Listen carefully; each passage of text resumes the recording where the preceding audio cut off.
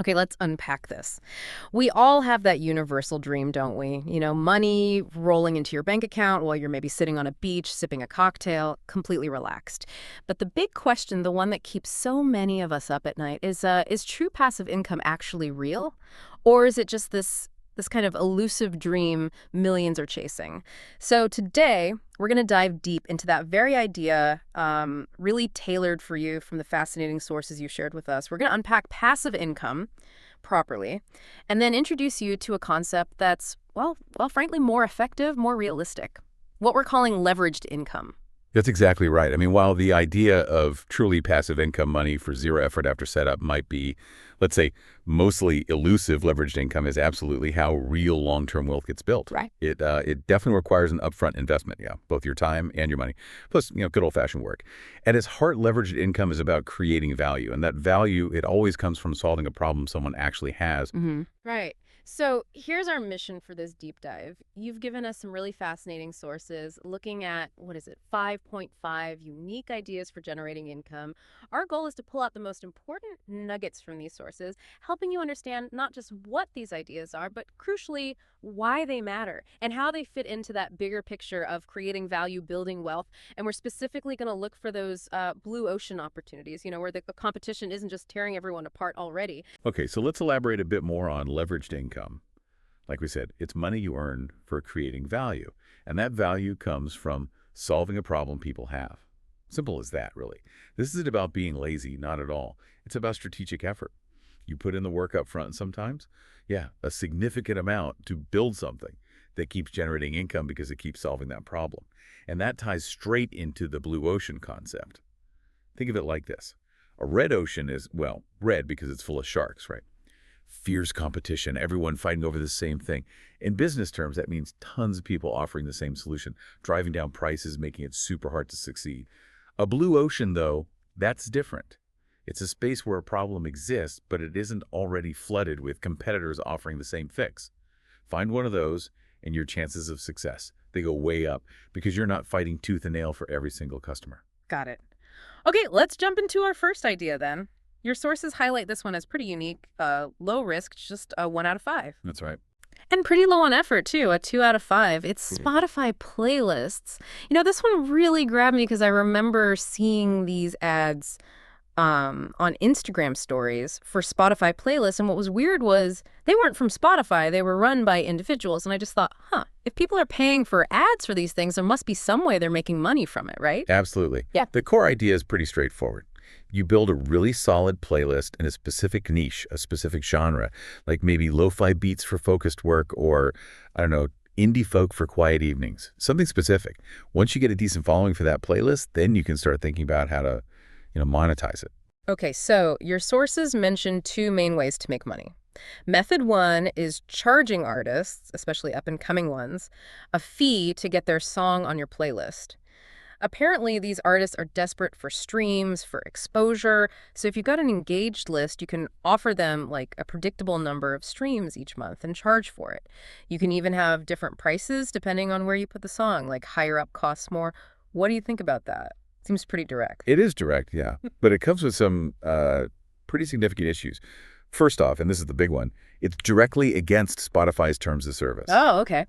That's a major red flag then. A huge red flag. What does that actually mean for someone trying this? Could Spotify just shut them down? They absolutely could. They can remove your playlist. They could ban your account entirely. You'd lose everything you built. It's a really high-risk way to go. And besides that, it's not really passive, is it? You're constantly having to find artists, negotiate placements, basically run a sales operation. Right, yeah. Doesn't sound very leveraged. Exactly. Which is why Method 2 makes so much more sense, and it is truly leveraged, using Patreon for artist submissions. Okay. So with Patreon, the artists pay a monthly fee, like a membership. Yep. And for that fee, they get the chance to submit their music, hoping you'll pick it for the playlist. Now, this is where it gets interesting for leveraged income. Method 2 is way more passive. That money comes in automatically each month, like clockwork. Subscription income? All you really need to do is listen to the music that's submitted and update your playlist with songs you genuinely like and that fit the vibe. It feels, more honest, too. And it's scalable. Imagine charging just, say, $5 a month. If you get 1,000 artists paying that, that's $5,000 every single month, predictably. Plus, you can do this across multiple genres if you want. Build several playlists. And what's really key here for leverage is understanding Spotify's algorithm. Playlists that mix in new, lesser-known artists often get a boost. So you're actually incentivized to find good new music, which helps your playlist grow organically. Okay, fascinating stuff. Let's move on. Idea number 2, merch by Amazon. Still low risk, a 1, but the effort bumps up a bit to a 3. I actually have a friend, really talented digital artist, and for years he had these amazing designs. He thought, right, t-shirts. So he printed thousands, like literally thousands. Guess what happened? Let me guess, didn't sell. Exactly. None of them sold. All this money tied up in boxes of shirts. Then he goes to this event in Germany, puts a few designs out, and one of them just starts selling like crazy. But here's the kicker. He only had a few with him. He couldn't meet the demand because all his cash was sunk into the other shirts nobody wanted. If only he'd known about merch by Amazon back then. That story just perfectly sums up why merch by Amazon is so clever. It's basically print on demand for t-shirts run by Amazon. So you, the seller, you just create and upload your designs. It costs nothing to list them, no upfront inventory costs at all. When someone buys your shirt, Amazon prints it, ships it, handles customer service, everything, and you get paid royalties. Plus, you're instantly tapping into Amazon's gigantic market, millions in customers, without the usual headaches of stock and shipping. Yeah, just think about the logistics normally. One design, maybe 3 colors, 4 sizes, men's and women's fits. That's suddenly, what, 24 different variations you'd need to stock? Easily. If 24 people all want, say, a large blue men's shirt, you're out after the first sale if you only stocked one. Merch by Amazon just handles all that complexity. It does sound incredibly convenient, merch by Amazon handling all that.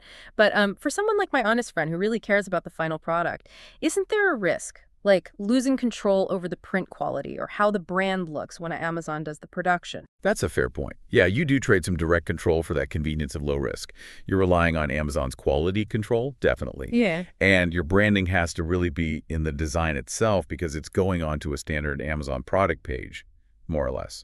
So it's a trade-off. But for most people starting out, the benefits, no upfront cost, huge market access, usually outweigh that lack of direct oversight. But, and this is critical, remember the copyright thing. You absolutely cannot just grab popular stuff, no Disney characters, no famous logos, unless you have explicit permission. Right. No Disney Stormtrooper shirts, as you said. Exactly. Unless Disney approves, which they probably won't. So for someone who isn't maybe a pro designer, how do you find ideas that are actually unique and, legal? Good question. That's where you need to dig a bit deeper. It's not just about cool designs. It's often about tapping into micro-trends or niches. Look at what's bubbling up on places like Pinterest or maybe specific hobby forums like on Reddit.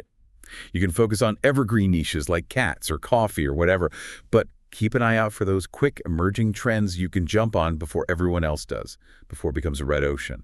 It's about observation, really. Okay, makes sense. Now we're taking a big leap. Idea number 3, vending machines. Risk jumps to a 5, effort up to a 4. But, what struck me here was a statistic about Selecta. They're a huge vending machine company, right? Yeah, one of the biggest. They reported over $1 billion in sales in 2021, and that was up 3% from 2020. So clearly it's a growing market, not some dying industry. And I have this anecdote from way back when I was a carpenter's apprentice. In the workshop, we had this ancient coffee machine. A cup was like 10 cents. Super cheap. Wow, 10 cents? Yeah. But the problem was, at that price, it was actually costing the boss money. The income didn't cover repairs, refills took time away from work. But he couldn't raise the price because the machine was so rubbish, he was actually thinking of just getting rid of it, but knew we all relied on it, Yeah. Needed our caffeine fix. Then this young guy walks in, maybe early 20s, and he makes the boss this offer. He says, I'll put in 3 brand new machines. Offer you snacks, drinks. I'll handle all the maintenance, all the restocking. You do nothing. Okay. And the catch. And the young guy says, I'll give you 15% of whatever they make. Ah, nice. Exactly. The boss keeps us happy, solves his problem, and starts making a profit from it. The new machines were way better, so people didn't mind paying a bit more. And that young guy, he told us later that our workshop was his very first location. Now he's got a massive business, machines all over the state. Pure leveraged income from solving my boss's problem. That is a brilliant story. Turning a loss maker into a profit center makes you look at every dusty old machine differently now. But okay, finding those great locations.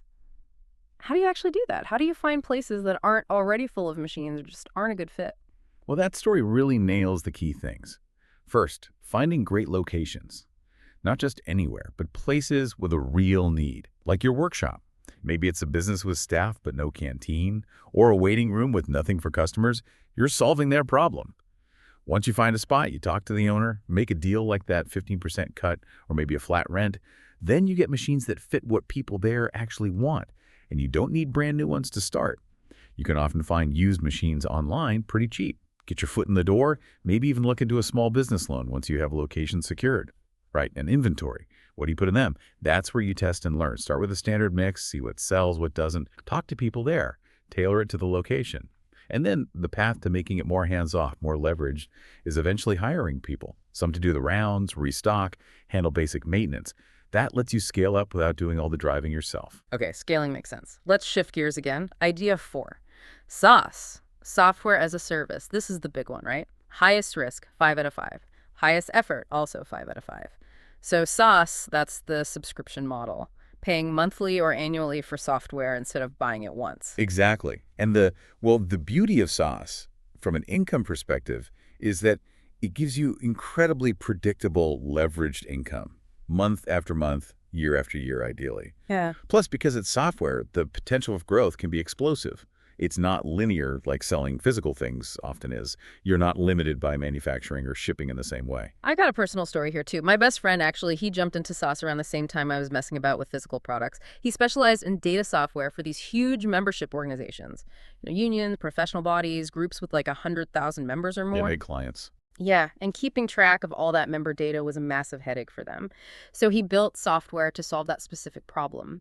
Initially, he sold it as a one-time purchase, but he found he was always chasing the next sale, always hunting for new customers. The second he switched to a subscription model, SaaS, everything changed. His customer lifetime value went through the roof. He had reliable leveraged income coming in.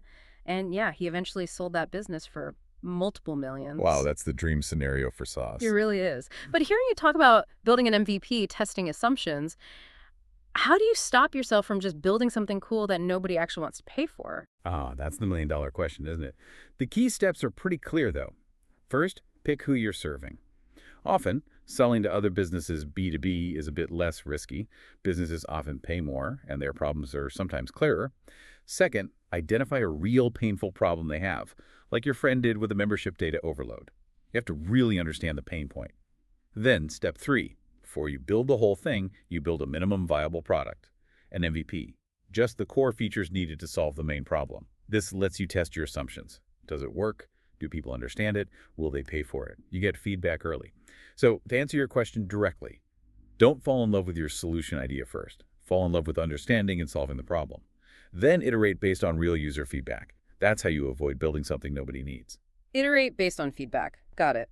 And funding. Building software isn't cheap. True. But if you've done steps 1 to 3 well, and you have evidence that your MVP solves a real problem, funding often follows. Angel investors and venture capitalists love SaaS startups because of the potential returns, so you could pitch for investment. Or you could bootstrap it, fund it yourself using savings or maybe revenue from early customers, reinvesting as you go. More control, but slower growth usually. Okay, lots to think about with SaaS. Let's bring the risk back down. Idea number 5, digital downloads. Risk is back to 1, but effort stays moderate at 4. And the context here is just the sheer explosion of online businesses, right? Those numbers you shared, 305,000 created in 2020 versus just 13,000 the year before. That's staggering growth. The internet is definitely where things are happening. It really is. Yeah. And you might think, okay, well, it's super crowded then. And yes, competition is higher. But there's still, surprisingly, a big gap for quality digital products. Right. So much focus goes on e-commerce, drop shipping physical goods, but fewer people are really nailing digital downloads. And the benefits are huge. You never run out of stock, ever. And zero shipping costs or logistics, instant delivery anywhere in the world. Yeah, this reminds me of another friend. She created this system of digital Instagram templates. It wasn't some grand plan initially. One of her followers just happened to mention wanting help making their posts stand out more. So my friend spent a couple of hours, designed these templates, cost her maybe under $100 for the software or tools now.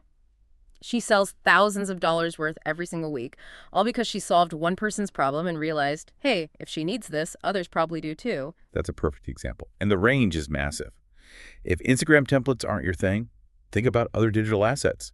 Maybe YouTube banner templates, stock video footage, ebooks explaining something complex, simple mobile games, email marketing templates, checklists, planners, even full online courses. It's all about taking knowledge or a skill you have, packaging it into a digital format that solves a problem or meets a need, and then you can sell it over and over again. Pure leverage of your initial effort. Right. Okay, and finally, our 5-point fifth idea, investments.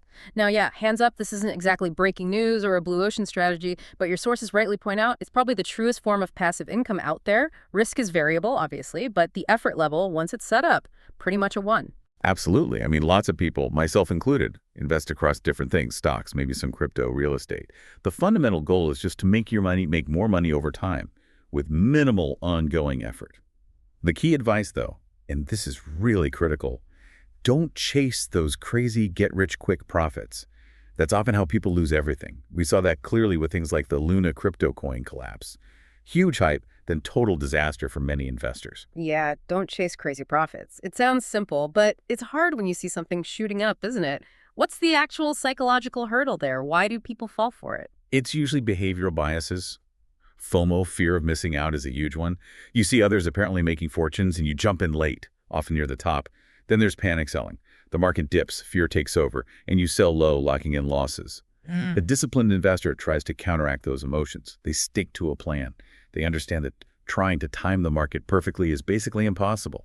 Emotion is often the biggest enemy of building wealth through investing. So what's the practical advice then, beyond don't panic? The most practical step is to open a tax-advantaged investment account as soon as you possibly can. In the UK, that's typically a stocks and shares IS. In the US, you look at something like a Roth IRA. The big advantage is that your investment gains within these accounts grow completely tax-free. That makes a massive difference over the long term. Your goal should be to contribute as much as you're allowed each year. Max them out if you can. And yeah, it's a total cliche, but that Warren Buffett quote holds true. Be fearful when others are greedy, and greedy when others are fearful. Basically, buy when things look bleak and everyone else is selling, and be cautious when things seem euphoric. And for actually doing the investing, where do people start? There are loads of platforms now. Public.com is one option mentioned in the sources, but there are many others depending on where you live and what you want to invest in. Do your research, find one with low fees that suits you. Okay, great advice. Now, before we wrap this up, there's one more really crucial point we need to hit on. It's a common misunderstanding about income streams. People hear you need multiple passive income streams, and they think that means doing lots of completely different things all at once. Like, okay, I'll start a vending machine route and build a sauce product and curate Spotify playlists all at the same time. Right, and the results. Usually having like 1 foot in and 1 foot out of everything, Yeah. spreading yourself too thin, not really making progress on any of them, getting nowhere fast. Exactly. So what's the smarter way? The sources are clear on this. The more effective approach is usually to create multiple income streams within the same core idea or business. As you develop your first solution, whatever it is, you'll start seeing other opportunities, other ways to add value for the same customers, or maybe related customers. Maybe you sell the main product, then offer a premium version or related service or training. It all stems from that initial problem you solved. This is where really thinking deeply about that initial solution pays off. You can expand and diversify your income without losing focus and jumping between totally unrelated things. That makes so much sense. Focus first, then expand outwards from that core. So to recap, we've really dug into that difference between true passive income, which is rare, and the much more achievable and frankly powerful idea of leveraged income. And we've walked through 5.5 pretty concrete ideas, everything from Spotify playlists and merch by Amazon, right up to sauce and digital downloads, plus the foundation of investing, all showing different ways you can start creating value, solving problems, and building wealth through leverage. Right. So maybe here's a final thought for you, the listener, to take away and chew on. Thinking about everything we've discussed, leveraged income, solving problems, blue oceans. What's one existing problem, maybe something small, that you encounter in your daily life or in your job? Could you solve that problem, even in a simple way that might just open up your own blue ocean of leveraged income? Something to think about.